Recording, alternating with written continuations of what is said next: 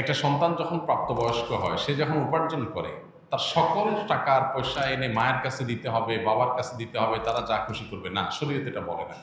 শরীয়ত বলে সম্পদ যে উপার্জন করেছে এর ব্যাপারে অধিকার একমাত্র তার।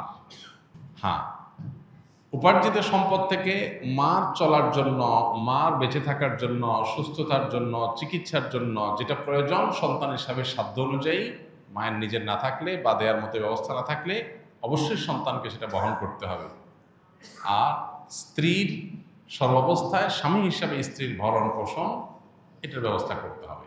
এর বাইরে উদ্বৃত্ত টাকা সেটা ছেলে কি মাকে উপহার হিসাবে অতিরিক্ত দিবে, না স্ত্রীকে দিবে, না কাকে কত দিবে, নাকি আদৌ কাউকে না দিয়ে নিজের অ্যাকাউন্টে রাখবে, এটা একান্ত তার ব্যাপার। এখানে শরীয়ত মা বাবাকে ইন্টারফেয়ার করার অধিকার দেয় নাই সেইভাবে যেভাবে আমাদের অনেক মা বাবা মনে করেন যে তাদের অধিকার আছে। ছেলে বিদেশ গেছে, উপার্জন করে টাকা পাঠাবে সব বাপের নামে মায়ের নাম, তারা যা খুশি করবে, তারা সেখান থেকে বৌমাকে যা দেওয়া দিবে আর যা নেওয়া দেওয়া না দিবে না। এভাবে আসলে ইসলাম মা বাবাকে এতটা অধিকার দেয় না যে সম্পদ সারা জীবন যা কামাই করবে সব বাপ মা যা ইচ্ছে তা করবে। জি না, এই সুযোগটা নেই। অনেক মা বাবা এটা জানেন না এবং এখানে অনধিকার চর্চা করেন তারা। সন্তান হিসাবে অবশ্যই মা বাবার সামনে যত বেশি সম্পদ নিজেকে, যত বেশি সম্ভব নিজেকে বিনয়ী করে তুলবে, সমর্পণ করবে, তাদের কথা মতো চলার চেষ্টা করবে। তাদের লাগবে 10 টাকা, সম্ভব হলে 15 টাকা দিবে।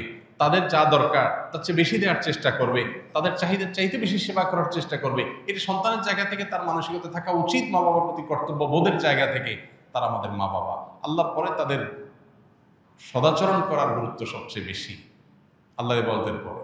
অতএব সেটা খেয়াল রাখবে। কিন্তু মা বাবা এর মানে এই না যে সব কিছু মা বাপ নিয়ন্ত্রণ করবে। জি না, এখান থেকেই সংসারে অশান্তিটা শুরু। মা বাপ জানে না তাদের অধিকারের রূপরেখা কি এবং কতটুকু সীমানা আছে। এর বাইরে তারা মা বাপ হিসাবেও অধিকার চর্চা করতে পারে না বা তাদের ক্ষমতা তারা জাহির করতে পারে না। এটা আমাদের সমাজে জানাশোনা নেই। এই জায়গা থেকে সমস্যাগুলো তৈরি হয়। একটা হাদিস আছে, সেখান থেকে কিছুটা অনেকে ভুল বোঝেন। হাদিসটার হলো এই, নবী সাল্লাল্লাহু আলাইহি ওয়াসাল্লাম বলেছেন, আনতা ওয়া মালুকা লি আবিক, তুমি এবং তোমার যাবতীয় এবং সমুদয় সহায় সম্পদ সব তোমার বাপের, মায়ের, বাবা মায়ের। এই হাদিসের মানে অনেকে মনে করেন যে কেউ যা কামাই করবে সারা জীবন যত কিছু করবে সব বাপ মার। জি না, এই হাদিসের ব্যাখ্যা হলো তুমি তোমার উপার্জিত সম্পদ এখানে তোমার বাপ মা, অর্থাৎ তাদের খরচ খরচার জন্য যতটুকু দরকার ততটুকু তোমার এখান থেকে নেওয়ার অধিকার তাদের আছে। এখানে সমুদয় সম্পদ বোঝানো হয় নাই। যদি সমুদয় সম্পদ বোঝানো হতো তাহলে জাকাত তো বাপমার উপরে বর্তাইতো, ছেলের উপরে বর্তাইতো না। কারণ সম্পদ যদি একজনের হয়, জাকাত তো আরেকজনের উপরে বর্তাবে না। এরকম আরো বহু প্রশ্ন তৈরি হবে। তো এই জন্য এই হাদিসটার ব্যাখ্যা আমরা অনেকে ভুল বুঝি এবং এর ফলশ্রুতিতে অনেক মা বাপ একটু বাড়াবাড়ি করেন, সীমালঙ্ঘন করেন এবং সেক্ষেত্রে স্ত্রীর সাথে ছেলের দূরত্ব তৈরি হয়। এগুলো আমাদের ব্যালেন্স করতে হবে। এবং একইভাবে আপনার সম্পদের ব্যাপারে স্ত্রীরও এই মানসিকতা থাকতে হবে যে স্বামী তার উপার্জন করার পর আমার ভরণ পোষণ ঠিকঠাক মতো দিচ্ছেন কিনা। যদি দেন, এরপর বাকি সম্পদ তিনি কি করবেন, তিনি কি তার মাকে দিয়ে দিচ্ছে অতিরিক্তটা, না ভাইকে দিয়ে দিচ্ছে, বোনকে দিয়ে দিচ্ছে, এটা একান্ত তার ব্যাপার। আমার এটা নিয়ে মাথা ঘামানোর দরকার নাই, হেডেক নেওয়ার দরকার নেই। বেশিরভাগ মহিলাই অহেতুক পেরেশানি করে নিজেও কষ্ট পায়, সংসারটাকে অশান্তি করে। আমার পরিচিত এরকম আত্মীয় স্বজনের ভিতরে এরকম মেয়েদের কথা জানি যে স্বামী লক্ষ লক্ষ টাকা ধরা খাচ্ছে, কোথাও কাউকে দিয়ে দিচ্ছে, কোনো ভাবনা নেই। আমার তো এটা দেখার দরকার নেই। আমার দেখা দরকার হলো যে আমার ছেলে মেয়ে এবং আমার ভরণ পোষণের ব্যবস্থা সে করছে কিনা।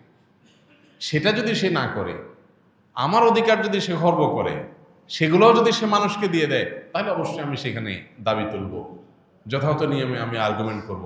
কিন্তু আমি আমারটা যথাযথ পাচ্ছি, আর দরকারটা কি? বেশিরভাগ মহিলারা স্বামীকে চায় কবজার ভিতরে আনতে, কন্ট্রোলের ভিতরে আনতে, যে আমার কথা উঠবা, আমার কথা বসবা, আমার কথা এদিক ঘুরাবা, আবার এদিক ঘাড় ফিরাবা। এই যে স্বামীকে গোলাম বানাতে চায়, এটা আরেক সমস্যা। তাহলে একদিক থেকে মা বাপের সমস্যা, আরেক দিক থেকে বইয়ের সমস্যা। এই সমস্যাটা কেন হয়? কারণ তার কতটুকু অধিকার আছে এটা সে জানে না। তার যতটুকু অধিকার আছে তিনি তার চাইতে আরো বেশি খাটাইতে চেষ্টা করেন। এটাই হলো একটা ভুলের জায়গা। দাম্পত্য জীবনের সুখ শান্তির জন্য এই জিনিসগুলো অনেক গুরুত্বপূর্ণ। এই জন্য বিয়ের আগে ট্রেনিং হওয়া দরকার। সন্তানকে ছেলে মেয়ে করে বিয়ে করাবেন, সেখানে কি করবেন কি না করবেন, কোথায় অধিকার খাটাতে যাবেন কোথায় খাটাতে যাবেন না, এগুলোর উপর ট্রেনিং হওয়া দরকার। আমার অনেক দিনের স্বপ্ন ইনশাআল্লাহ এরকম একটা ট্রেনিং ডেভেলপ করার, যে বিবাহ ইচ্ছুক ছেলে মেয়েরা এই ট্রেনিং করবে। ডে লং ট্রেনিং হবে, পাওয়ার পয়েন্ট প্রেজেন্টেশন হবে, যে তারা দাম্পত্য জীবনকে সুখী করবার জন্য তাদের কোন কোন পলিসি পদ্ধতি অবলম্বন করতে হবে, চ্যালেঞ্জগুলো কীভাবে ওভারকাম করবে, এই সব বিষয়গুলো থাকবে ইনশাআল্লাহ। খুব শীঘ্রই আমরা এটা হয়তো ঘোষণায় যাব এবং এই ট্রেনিংটা শুরু করব। তো আমাদের বাসা বাড়িতে যে অশান্তিগুলো আছে, যে কলহগুলো আছে, আল্লাহ তাআলা সেগুলোকে দূর করার তৌফিক দান করুন। সবাইকে যার যার অধিকার, সবাইকে যার যার করণীয়গুলো আদায় করার তৌফিক দান করুন। আমাদের বোনদের যারা স্ত্রী হয়ে কোথাও কারোর সংসারে আছেন, কারোর সাথে দিনাতিপাত করছেন, সেখানে নিজের অধিকারের চাইতে বেশি অধিকার খাটানোর চেষ্টা তার করা যেমন উচিত নয়, ঠিক একইভাবে মায়েদের বাবাদেরও উচিত নয় সন্তানের সম্পদ এবং উপার্জন করে অতিরিক্ত মাথা গমা। কোনো ছেলে বউয়ের পিছনে টাকা একটু বেশি খরচ করে, একটু বউ পাগল বেশি হয়। মা বাপ হিসাবে তাদের দায়িত্ব হলো সন্তান সীমা ছাড়ায় গেলে তাকে সুন্দরভাবে বোঝানো যে বাবা ব্যালেন্স করো, পরিমিত হও, হিসাব নিকাশ করো, অতি পাগল হয়ে যেও না। এরপর যদি দেখা যায় যে না ছেলে ভুল বুঝে বা বৌমা ভুল বোঝে, তো বাপ মা হিসাবে তারা তাদেরটা পাচ্ছে কিনা তারা দেখবে, বাকিটা নিয়ে মাথা ব্যথা করবে না, বরং আল্লাহর পরে হাওয়ালা করে দিবে। কারণ বিয়ের পর বিশেষ করে কয়েক বছর পর্যন্ত, একটা নির্দিষ্ট সময় পর্যন্ত এই পাগলামিগুলো ছেলেরা করে। এরপরে আস্তে আস্তে হুঁশ ফিরে আসে, মাথায় ব্যালেন্স হয়, তখন সে আর আগের মতো পাগলামি করে না।